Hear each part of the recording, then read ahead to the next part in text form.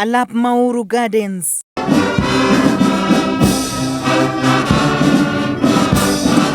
Uhuru matiende ni yudo thuolo matayo chenro maonge obadho. Pauni mar Uhuru Gardens ema Kenya odhiale nyasi mar 59 mar madaraka e yo makende. Kushoto kulia. Nyasi no ma Kenya paro godo wuodhe nyaka ne oyud thuolo matayo chenro mage kowuok e lwet joagunda e higa mar 1963. Pauni osebed kikongo kendo kuom dweche 21. Chenro mar loso Hembko kata museum e pauni osebedo kadhi nyime.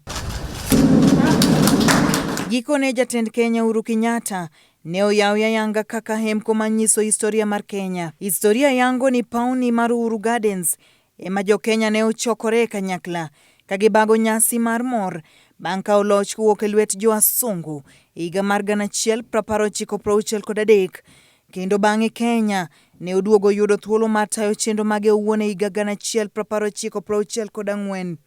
Hembko mar Uhuru Gardens olosi e yo makende mar nyiso historia duto kochakore higa mar 1800.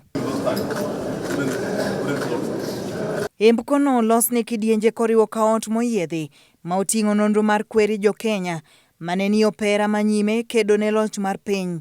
Mano koriwo mosenindo jatend Kenya mokwongo Jomo Kenyatta. Jodong loch mamoko gin kaka Mekatilili wa Menza, Koitalel Arap Samoei, Ramogi Oginga Odinga na Bongo Mumia kind mamoko.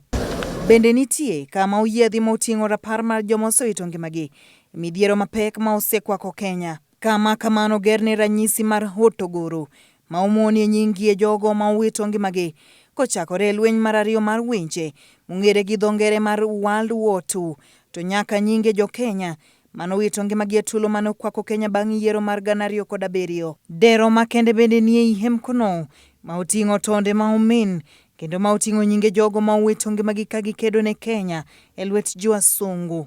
Bende nitie agola moro makende mani kod mudho e Hembko no.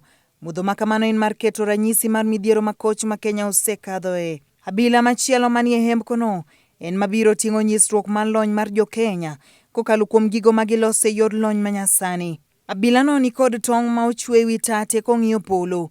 Ranyisi mar lony ma jo Kenya medo keto ka gimenyo chwalo dongruok mar gi e rang'iny mamalo. Diana Olonde, Ramogi TV.